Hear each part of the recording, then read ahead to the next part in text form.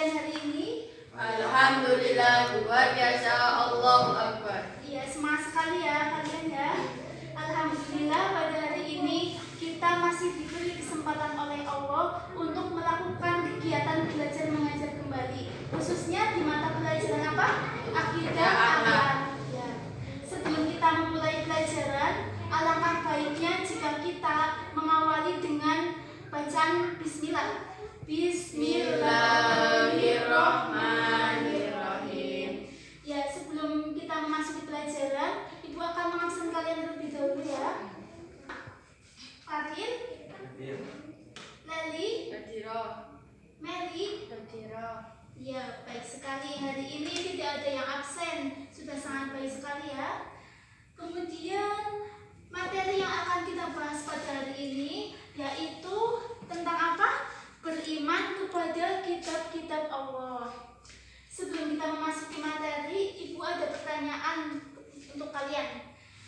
Allah itu menurunkan kitab kepada para rasul. Ada berapa macam kitab yang diturunkan? Siapa yang tahu? Saya 4. Ya, sebutkan. 1 kitab Zabur, 2 kitab Taurat, 3 kitab Injil, 4 kitab Al-Quran. Iya, pintar. Tepuk tangan dong buat Leli.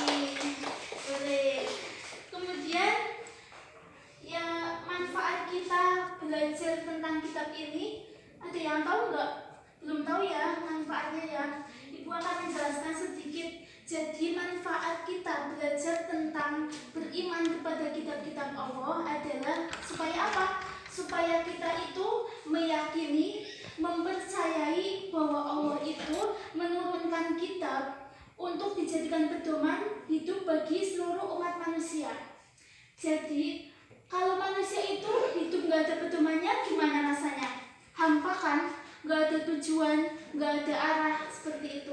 Jadi Allah itu menurunkan kitab supaya manusia itu hidupnya ada aturannya, seperti itu. Supaya manusia hidupnya teratur, tidak seenaknya sendiri, tidak sewenang-wenang, seperti itu ya.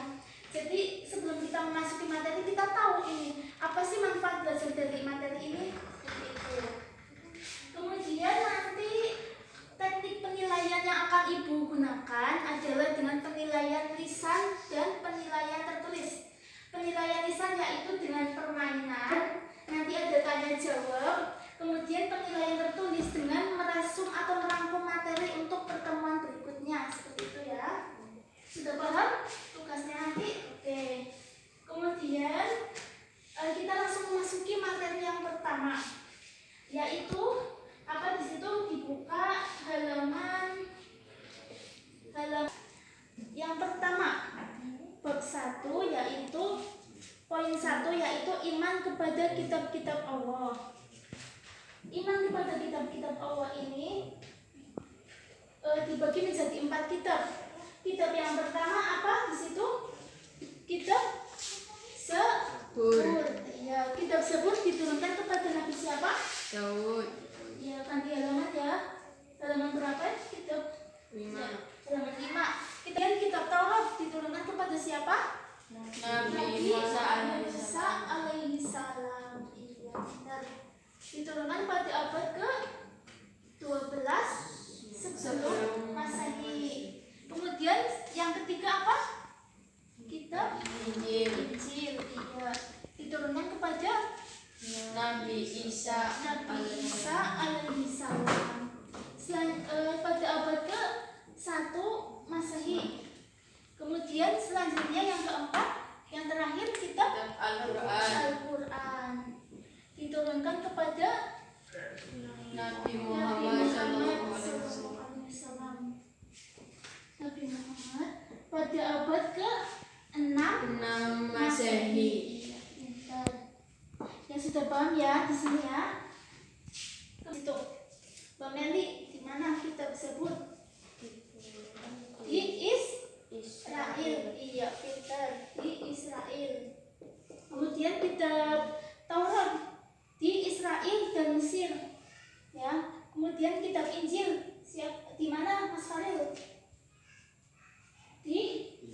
Kitab Al-Quran maksudnya di Mekah dan Madinah. Iya, pintar. Mekah dan Madinah. Ya.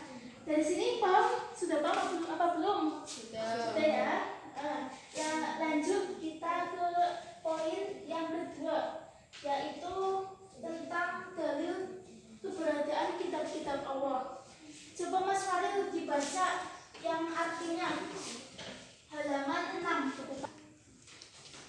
artinya.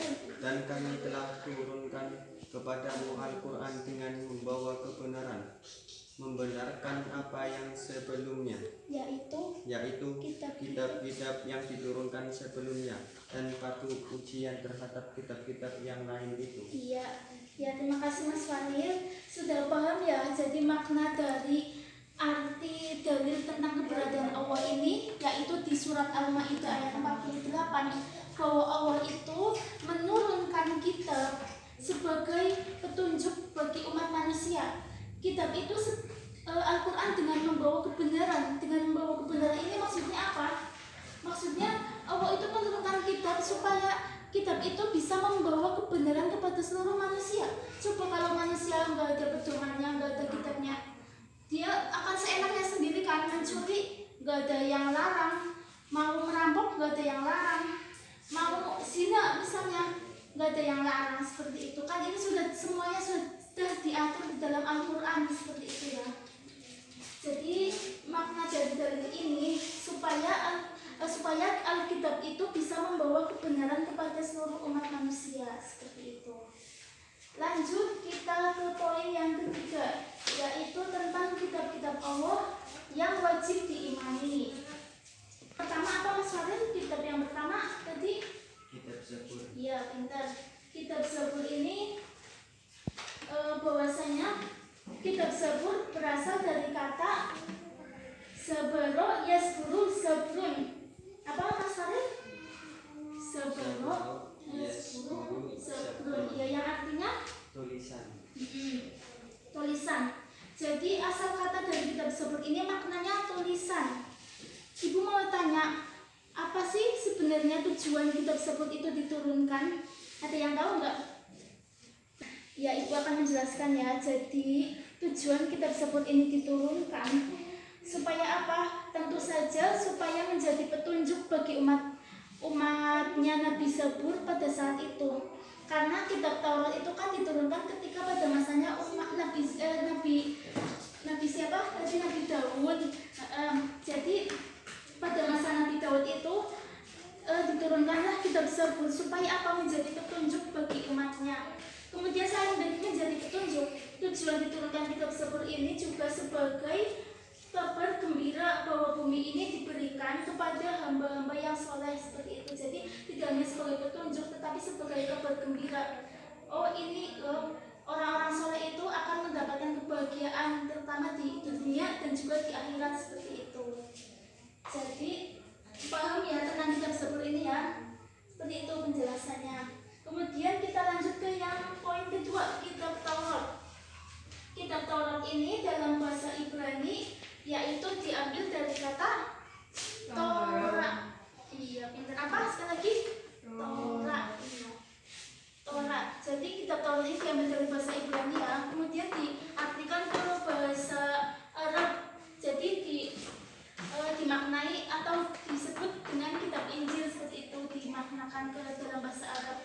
Kemudian isi utama dari kitab Taurat ini ada 10 perintah isi utama. Lihat apa enggak di buku paket? Perintah yang pertama apa, Mbak Meli? Menghormati dan mencintai Allah Subhanahu wa Ta'ala dengan ketaatan terhadap perintah dan menjauhi larangannya. Iya. Jadi perintah jadi isi pokok dalam kitab Taurat ini adalah untuk menghormati dan mencintai Allah Subhanahu wa Ta'ala. Kita itu diperintahkan oleh Allah untuk senantiasa beribadah dengan rasa kecintaan kepada Allah Subhanahu wa Ta'ala, seperti itu. Kemudian yang kedua, perintah berzikir kepada Allah dengan khusyuk. Yang ketiga apa, Mas Farid? Perintah mengkuduskan dari Allah. Yang keempat, Perintah menghormati Allah. kemudian yang kelima apa, Mbak Meli? Perintah menghindari pembunuhan sesama manusia. Iya, dan kitab Taurat itu. Kemudian selanjutnya kita beranjak ke kitab Injil. Buka bukunya. Kitab Injil ini dimaknai dari bahasa Yunani, artinya kabar gembira. Kabar gembira yang dimaksud di sini adalah bahwasanya sebelumnya bahwa nanti akan datang Rasul utusan yang terakhir, akan datang utusan Allah yang terakhir, yaitu siapa? Nabi Muhammad Shallallahu Alaihi Wasallam. Jadi itu adalah merupakan kabar gembira bagi umatnya. Karena apa? Nabi Muhammad adalah orang yang sangat luar biasa. Nabi dan Rasul itu yang sangat luar biasa, dijunjung tinggi ya, seperti itu ya. Jadi ini merupakan kabar gembira bagi umat para Nabi Isa. Itu arti dari Injil, kata Injil. Kemudian selanjutnya kita beralih ke kitab Al-Quran yang terakhir. Kitab Al-Quran ini menurut bahasa berarti bacaan. Menurut istilah adalah kalam Allah yang diturunkan kepada Nabi Muhammad sebagai mukjizatnya, dan bagi yang membacanya merupakan ibadah. Ya, paham ya dari situ ya. Jadi kitab Al-Quran ini bagi yang membacanya merupakan ibadah. Itulah istimewanya kitab Al-Quran dibandingkan dengan kitab-kitab lainnya, kitab-kitab sebelum Al-Quran. Seperti itu. Kitab ini diturunkan kepada Nabi Muhammad sebagai apa? Sebagai mukjizat bagi Nabi Muhammad. Kemudian isi pokok kandungan Al-Quran. Yang pertama apa? Isi pokok. Nomor 1 Tauhid. Yang kedua Ibadah. Yang ketiga Janji dan ancaman. Yang keempat Hukum-hukum dan hukum-hukum dan aturan. Yang kelima kisah orang-orang terdahulu. Jadi di dalam kitab Al-Quran ini dibahas atau terdapat isi pokok kandungan dalam Al-Quran. Yang pertama tauhid. Tauhid itu kita diperintahkan untuk selalu mengesahkan Allah. Artinya manusia itu hamba Allah tidak boleh